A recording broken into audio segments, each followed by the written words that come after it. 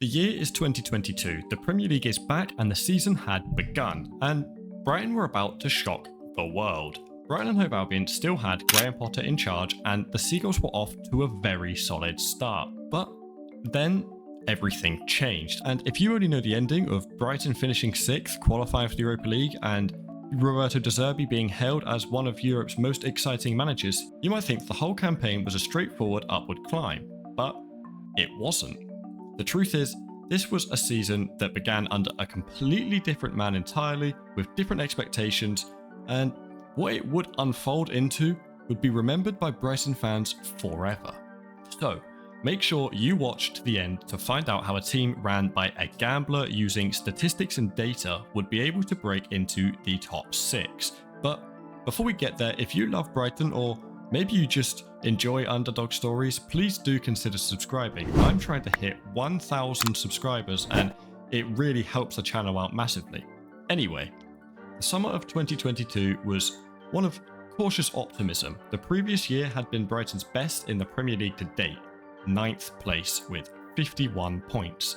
The first time the club had ever finished in the top half. Graham Potter's football was patient, structured, and when it worked, pretty beautiful to watch. The Amex faithful had learned to appreciate a slow build, but yet for all of that progress, Brighton had not much received reward. We had reached the Premier League and that was about it. The football was easy on the eye, but we were famously not scoring many goals.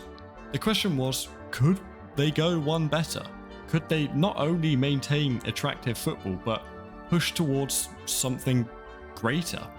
But there was a certain Italian storm brewing who would answer all those questions. Before then, the transfer window brought its usual uncertainty. Brighton, in keeping with their modern model, were a selling club, but a clever one.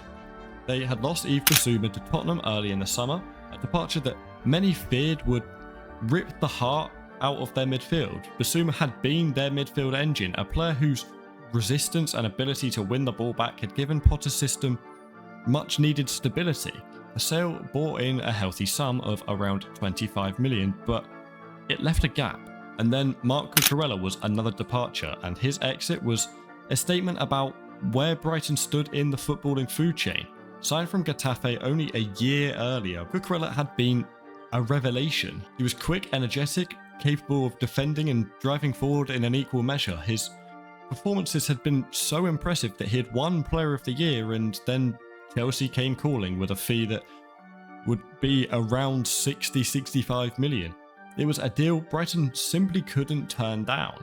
But losing two of their most influential players in one window is always going to be a test.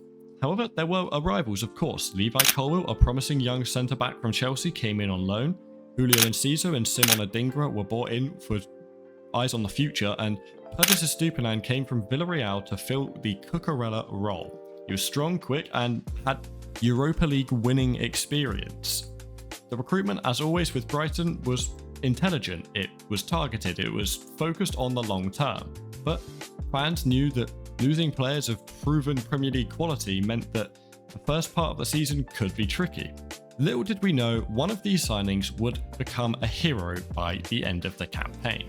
Pre-season itself was fairly low-key, but Brighton were quick out the blocks when it mattered, as they did something they had never done before on opening day, as it brought a historic moment, a 2-1 win away at Manchester United.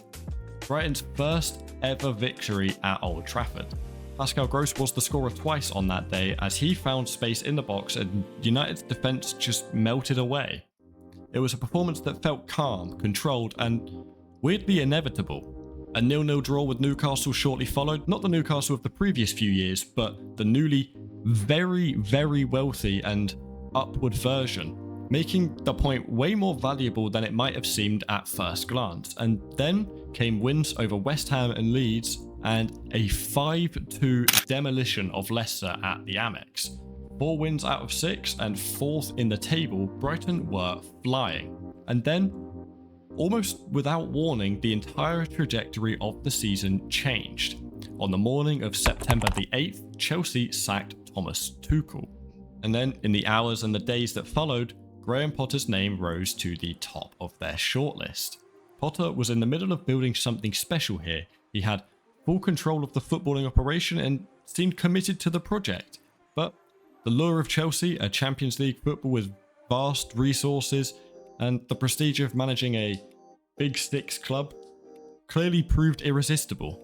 By September 18th, Potter was gone, taking with him much of his backroom staff. It was a blow not just in footballing terms, but emotionally.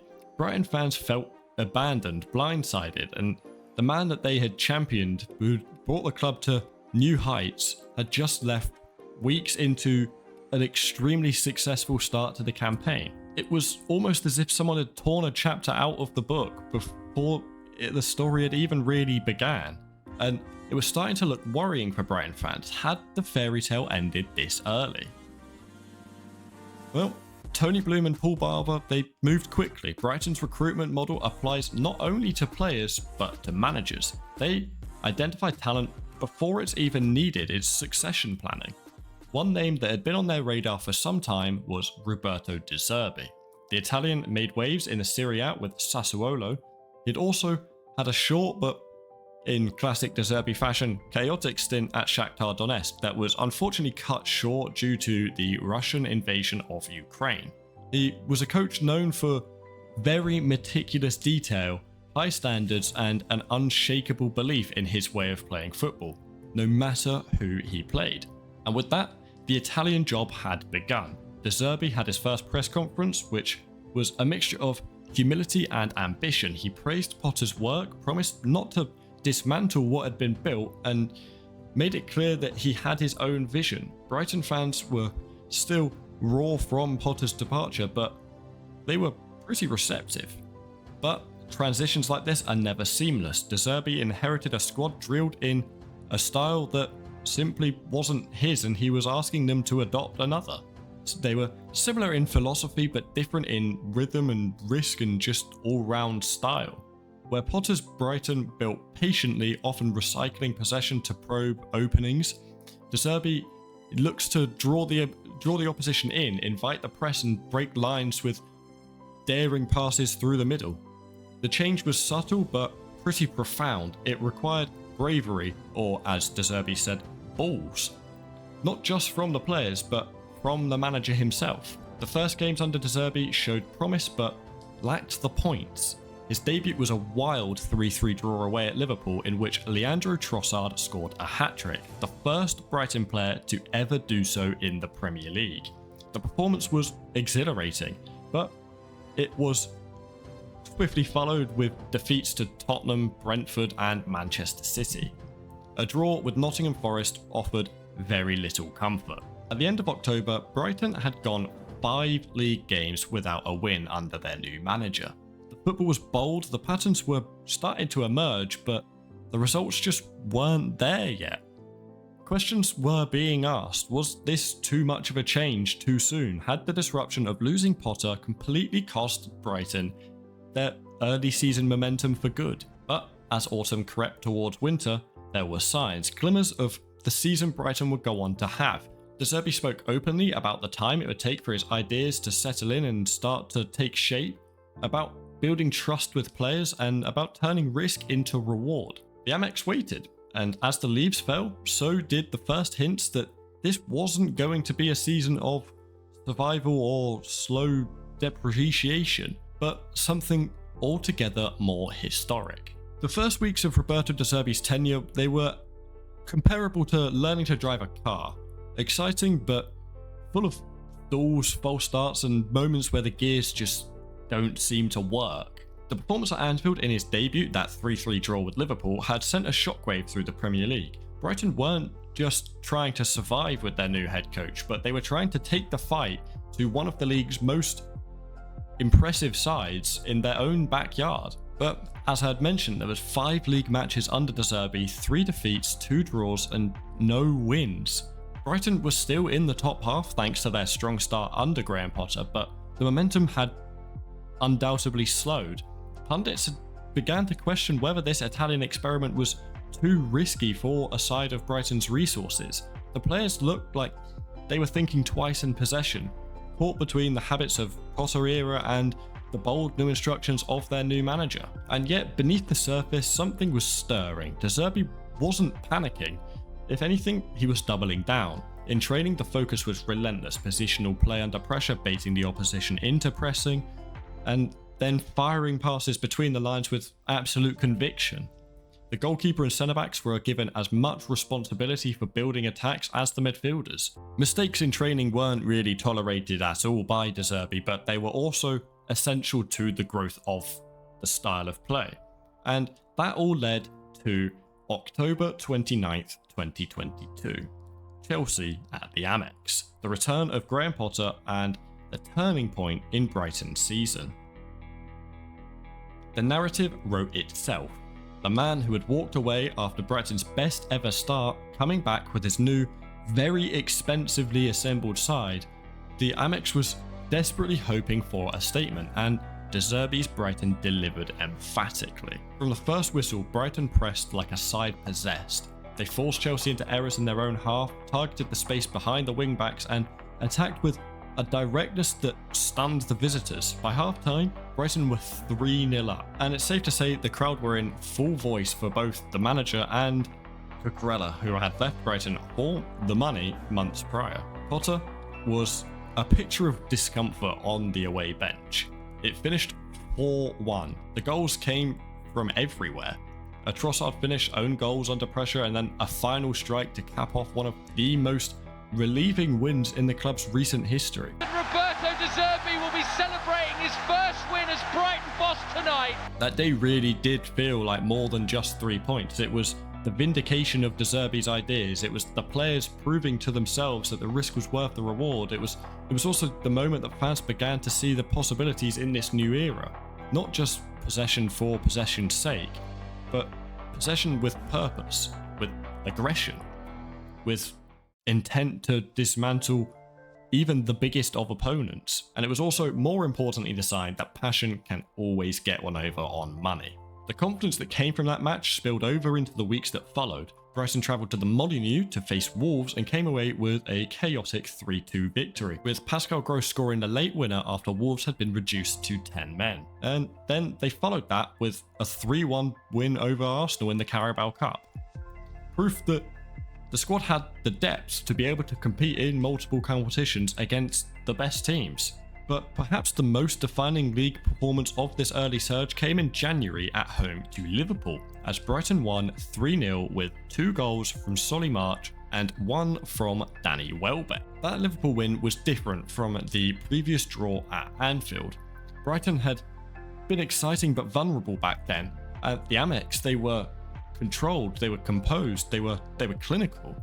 It was this game that made the rest of the league kind of look and say, but this isn't just potentially a mid-table side. This is a team with a genuine claim of playing European football. By the end of January, Brighton had climbed back into the European conversation. They were scoring freely, playing with a certain swagger, and crucially, the players now looked at complete ease with De Zerbi's demands. The hesitations were gone. In their place was a collective belief that they could take on anybody, anywhere. And just as the rest of the English footballing world began to take notice, the stakes were getting higher, because the next few months would test Brighton's resilience in ways they hadn't yet faced, balancing their league push for Europe with a deep run in the FA Cup, and doing it all while vultures circled for their best players. One of those being Leandro Trossard, who left swiftly after a falling out with Roberto De Zerbi, but realistically it was just because Matoma was better than him and Trossard couldn't cope. Anyway, the FA Cup saw Liverpool back at the Amex only a couple of weeks later, and this would lead to one of the most iconic games of the season. However, we will get back to this later on. By the time winter turned to spring, Roberto De Zerbi's fingerprints were all over Brighton's identity in football. What had started as what could be described as a pretty unsuccessful adaptation period had become a full-blooded embrace of philosophy, a style that was fearless, it was deliberate and deceptively complex. From the stand, it could look simple, short passes out from the back, patient build-up, sudden acceleration through the midfield, and precise clinical finishes, but behind the apparent calm was a system of calculated risks where every pass and every movement was kind of all part of a larger trap. The core idea was this: invite the opposition to press, stretch them in ways that they just didn't want to be stretched, and then hit the space they left behind. Goalkeepers and centre-backs were no longer just defenders, they were the bait. Robert Sanchez, and later Jason Steele when he took the starting role, would stand over the ball, sometimes almost daring the opposition to commit. Lewis Dunk and Levi Cole would do the same. It would be a weird image of your two centre-backs with their studs on top of the ball, just waiting. They would split wide and Estupiñán and Veltman would push up higher, and then the double pivot of often Moises Caicedo and Alexis McAllister would drop in, receive under pressure and look for the forward advancing pass. It was nothing short of beautiful football. One misplaced pass in those moments could be fatal, but when it worked, it was devastating. The opponent's midfield would be bypassed in an instant, and Brighton's attacking players would suddenly find themselves running at an open back line who was scrambling to recover. Even the great Pep Guardiola went out of his way to praise Brighton's style. Pep called De Zerbi one of the most influential managers of the last 20 years. It's the best team in the world making the build-up. The best team is Brighton. There's no team better to make the process to bring the keeper the ball to the last quarter. There is no team better in modern football right now. He spoke about how difficult it was to press Brighton, how their build-up patterns were unlike anything else in the league, and how they were the best team in the world at drawing the opponents into traps and then escaping them. Coming from Guardiola, that isn't just flattery, that's acknowledgement that Brighton were doing something pretty special. What made the system even more impressive was its adaptability. Against the big clubs, Brighton could be pragmatic, sitting a little deeper and then springing forward in lightning transitions.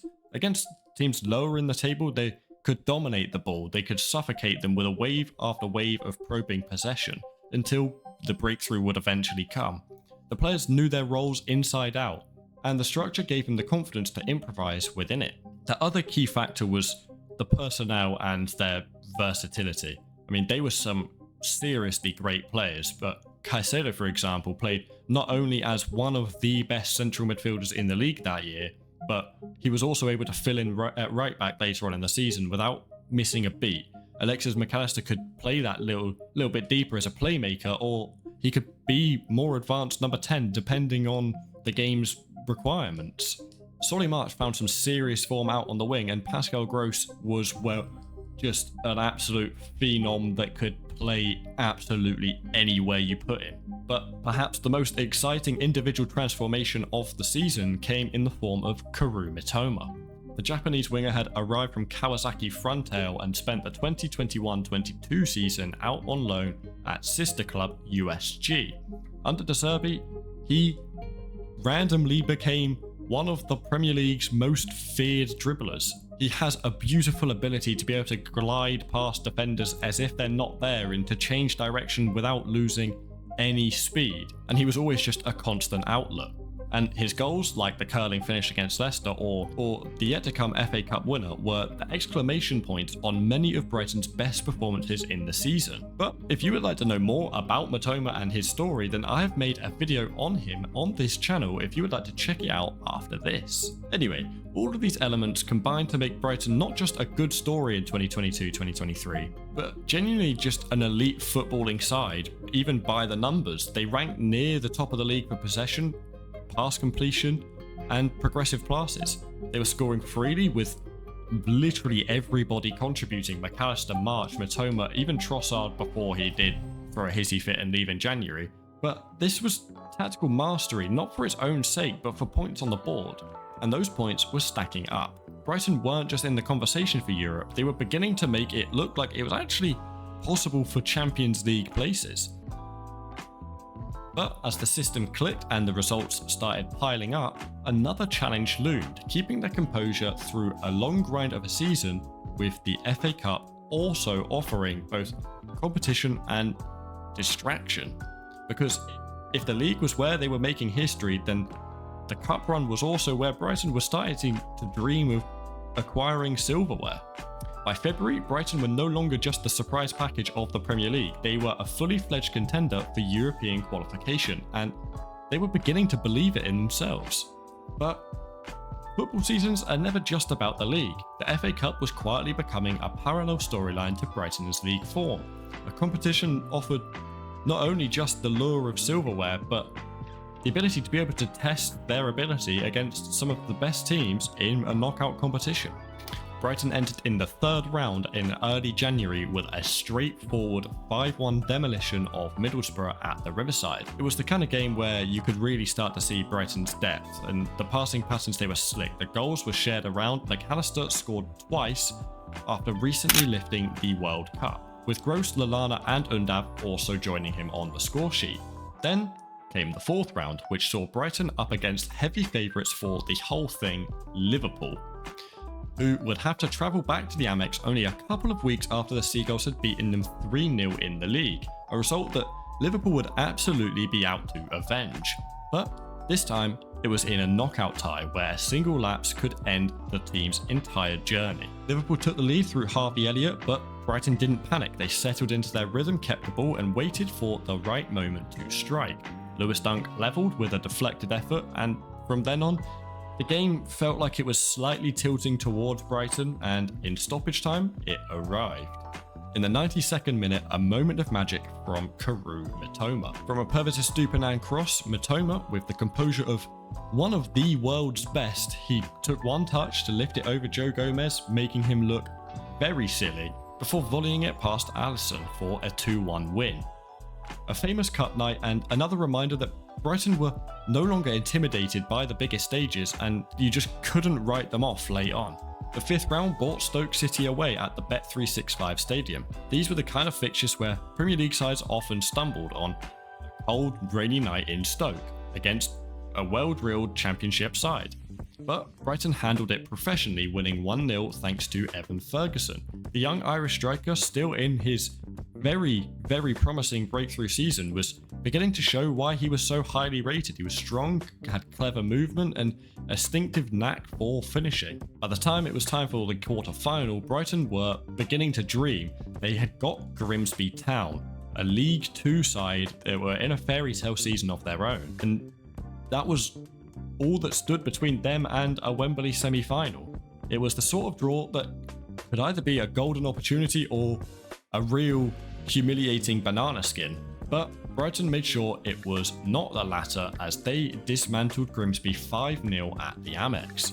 Dennis Undav opened the scoring early doors, and then Evan Ferguson then took centre stage with two beautifully taken goals, and Solly March and Mitoma added to take the game further out of sight of what would have been a fairy tale Grimsby appearance at Wembley. And that brings us to the semi-final, though it would be the toughest test yet. Manchester United at Wembley.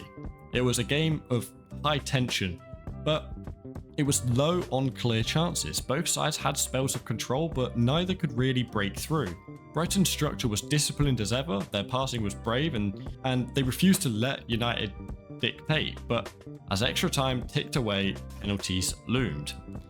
And it was cruel then that Brighton's FA Cup dream would end from 12 yards, as every single penalty was scored up until Solly March, who had been one of Brighton's most consistent performers all season, but he sent his effort pretty far over the bar. And Victor Lindelof scored the decisive spot kick to send United to the final. And just like that, Brighton's cup run was over, but even in defeat, the reaction told its own story. The players were obviously gutted, yes, but there was no sense of it being a fluke or an overachievement that we had got there. They'd gone toe-to-toe with one of the biggest clubs in England, if not the world, at Wembley, and had matched them stride to stride, but it was penalties that would set them apart. And Brighton would soon take revenge on United for ruining their big day out. But for now, Brighton had their fate in their own hands. The FA Cup dream had ended, but the Europa League dream was very much still alive and within reach. As the season entered its final weeks, Brighton stood on the brink of history. They had flirted with European qualification once or twice before, with glimpses of potential under Graham Potter, but the goal had never really been tangible. With 6 games remaining, they were firmly in the hunt for a Europa League place, and now the challenge was as much mental as it was physical. That being said though, the schedule was relentless. Rescheduled fixtures from earlier in the campaign meant Brighton was staring at a run of games packed into a short window, and fatigue could easily have been an easy excuse, but De Zerbi was having none of it. His message was consistent. We have the chance to make history and we cannot waste it. Now back in the league, the challenge was balancing the physical and emotional toll of a cup run with an unrelenting push for Europe. And it really didn't start off well, as Brighton returned from Wembley 3 days later to lose 3-1 to Nottingham Forest. A reaction was really needed in order to not let this big opportunity slip away. And a reaction we got as Brighton handed out a 6-0 mauling of Wolves, where Dennis Undav, Pascal Gross and Danny Welbeck all got on the score sheet twice. And then back came Manchester United for the final time of the campaign. Not even a month after ending their hopes of silverware, the Red Devils faced the Seagulls. The game was again a relative stalemate, but Brighton had the edge until the 99th minute, where a Luke Shaw handball gave Alexis McAllister the chance to really spark up the European dreams from the spot kick. And what followed was two of my favourite videos of all time.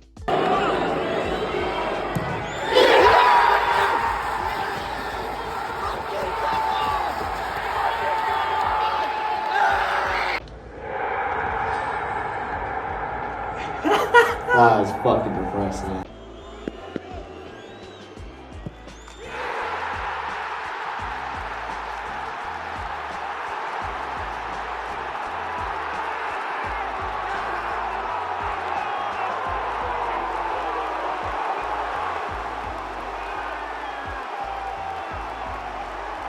Fresh off the back of two morale-boosting wins was a 5-1 home defeat to Everton.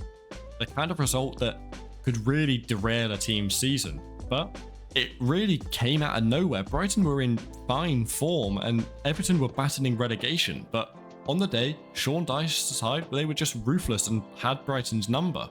In previous seasons, that sort of setback might have signalled the end of the run, but this time De Zerbi said that the next time you see us, you will see the real Brighton, and wow, isn't that what they did? As the game that followed was the beginning of Brighton's final 5 league games, and the defining stretch began with a trip to the Emirates against Arsenal, who were still clinging to faint hopes of catching Manchester City, and needed a win to keep the title race alive. Brighton, fresh off the shock of a home defeat to Everton, needed to prove that the result had been nothing more than a freak result, and as De Zerbi promised, we saw the real Brighton. From the first whistle, Brighton were in control. Their passing was crisp, their pressing was precise, and their belief was just unshakable. Julio Enciso nodded home to set the tone, before Dennis Undav doubled the lead with a deft lob after capitalising on a defensive mix-up, and Pervis Estupiñán's late rebound sealed a 3-0 victory. It was a statement. Brighton weren't just competing for Europe, they were again dismantling one of the best teams in the league in their own backyard. And that win meant that they only needed a handful of points from their remaining games to guarantee 6th place and Europa League football. But the fixtures were far from straightforward. Newcastle at St James's Park, Southampton at home, Man City at home, and Aston Villa away on the final day. The trip to Newcastle proved a reality check.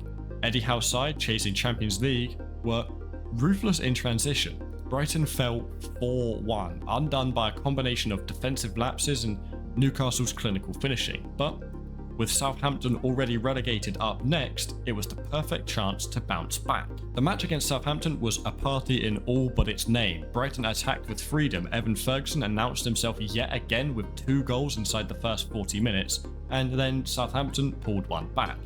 And another, before it was ruled out for being offside. But then, amidst all of the panic, the inevitable Pascal Gross stepped forward to add a third to seal a 3-1 win. The Amex erupted at full time. Brighton had officially secured Europe, and they also knew that this result had all but sealed Europa League football, and the celebrations were great on that lovely sunny day.